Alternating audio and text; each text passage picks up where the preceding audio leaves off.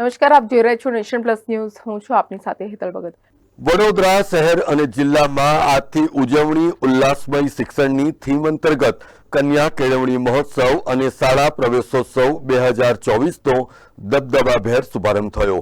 હરણી Varasiya ring road સ્થિત કવિશ્રી દુલાકાગ પ્રાથમિક શાળા ખાતે રાવપુરા વિધાનસભાના ધારાસભ્ય અને ગુજરાત વિધાનસભાના મુખ્ય દંડક બાળકૃષ્ણ શુક્લએ ખાસ ઉપસ્થિત રહીને ભૂલકાઓને શાળા પ્રવેશ માટેનું પ્રોત્સાહન પૂરું પાડ્યું હતું. આ કાર્યક્રમમાં નગર પ્રાથમિક શિક્ષણ સમિતિના અધ્યક્ષ મિનેશ પંડ્યા, નગરસેવકો હીરાભાઈ કંજવાણી, હેમિસા ઠક્કર પણ આ પ્રસંગે ખાસ ઉપસ્થિત રહ્યા હતા. દીપ પ્રાગટ્ય સાથે કાર્યક્રમની વિધિવત શરૂઆત કરવામાં આવી હતી. ત્યારબાદ મહાનુભાવોનું પુસ્તક આપીને સ્વાગત કરાયું. તો બીજી તરફ શાળા પ્રવેશોત્સવનો પ્રારંભ દંડક બાળકૃષ્ણ શુક્લ સહિતના મહાનુભાવોએ શૈક્ષણિક કીટનું વિતરણ કરીને કર્યો હતો.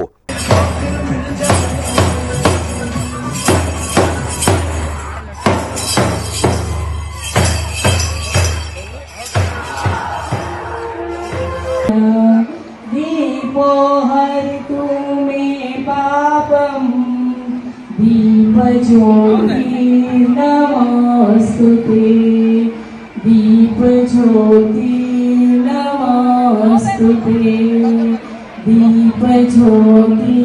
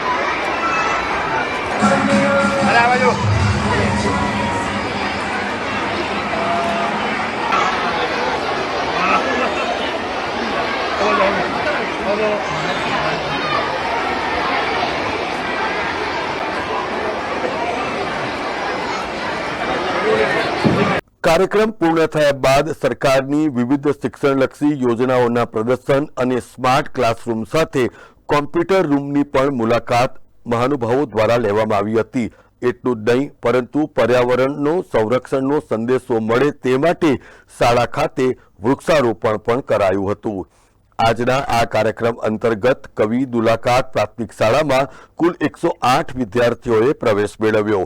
આ તબક્કે શાળામાં ભણતા વિદ્યાર્થીઓ દ્વારા સરકારની નમો લક્ષ્મી યોજના, નમો સરસ્વતી યોજનાનો મોટી સંખ્યામાં લાભ લેવા માટે બાળકૃષ્ણ શુક્લએ વાલીઓને અનુરોધ કર્યો હતો.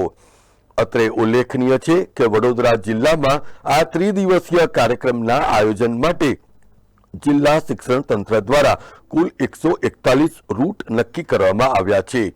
શિક્ષણ ક્ષેત્રે સૌથી મોટી ક્રાંતિ અને પરિવર્તનનું પ્રતીક બની ચૂકેલા શાળા પ્રવેશોત્સવની કુલ વડોદરા જિલ્લાની 1057 જેટલી શાળાઓમાં ઉજવણી થનાર છે. ભારત દેશના યશસ્વી વડાપ્રધાન અને તત્કાલીન મુખ્યમંત્રી માન્ય શ્રી નરેન્દ્રભાઈ મોદીજી દ્વારા 2001માં જ્યારે આખા ગુજરાતમાં શાળા પ્રવેશોત્સવની શરૂઆત કરેલ અને 2003માં કન્યા કેળવણી મહોત્સવની શરૂઆત કરેલ, એ શાળા પ્રવેશોત્સવના આ 21મું વર્ષ ચાલે છે ત્યારે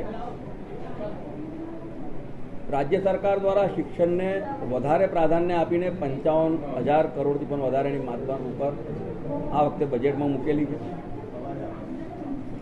વડોદરા શહેરમાં નગર પ્રાથમિક શિક્ષણ સમિતિની 119 શાળાઓમાં 45,000થી પણ વધારે વિદ્યાર્થીઓ જ્યાં ભણે છે તેમાં શાળા પ્રવેશોત્સવ અને કન્યા કેળવણી કાર્યક્રમો.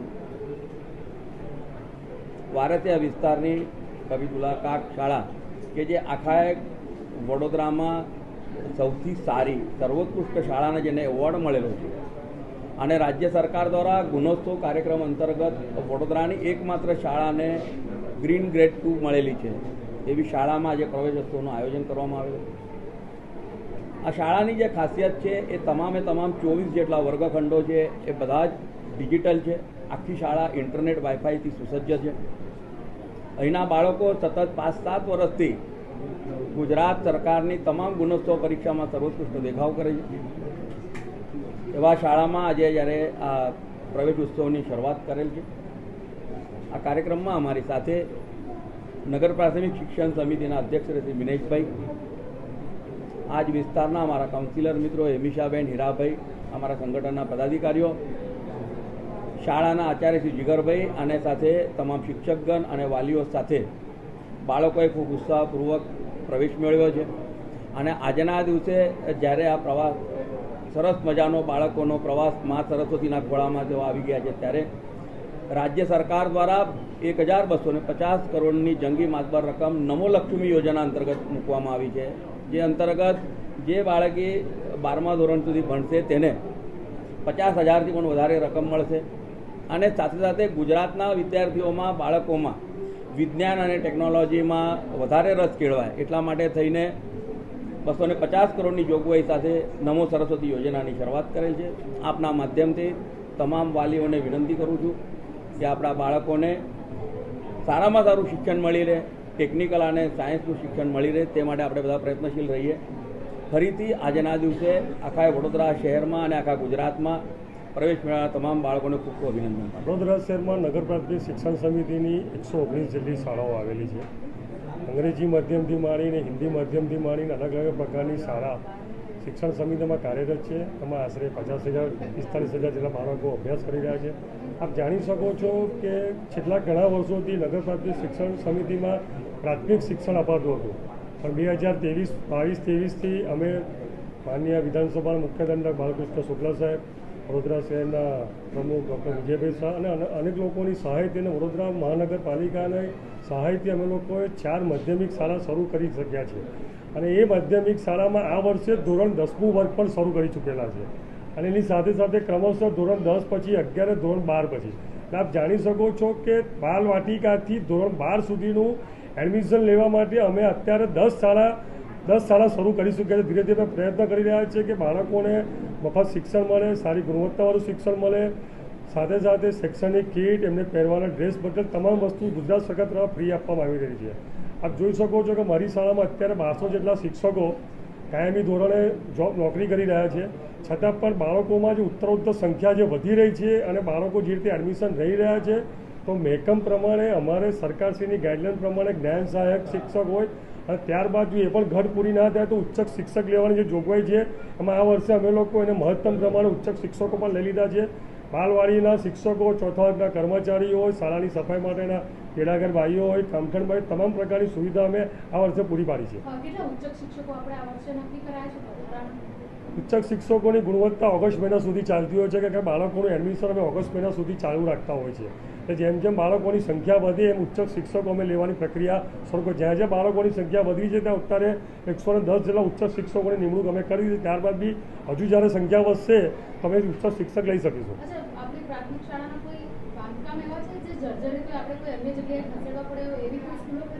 આપ જાણી શકો છો કે હની બોર્ડ કામ પછી જે જર્જરી શાળાઓ મારી 20 જેટલી શાળાઓને કોર્પોરેશન દ્વારા રિપેરિંગ કરવાની નોટિસ આપેલી હતી.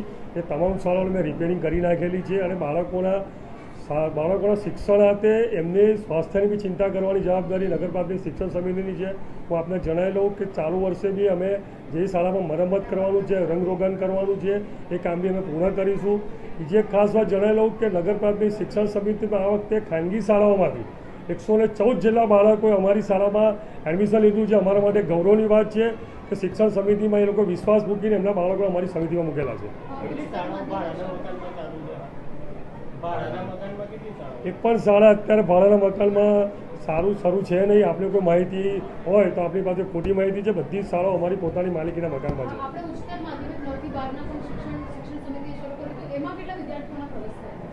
ગયા વર્ષે અમે 4 માધ્યમિક શાળા શરૂ કરી હતી. એમાં 450થી વધારે વિદ્યાર્થીઓએ પ્રવેશ લીધો હતો.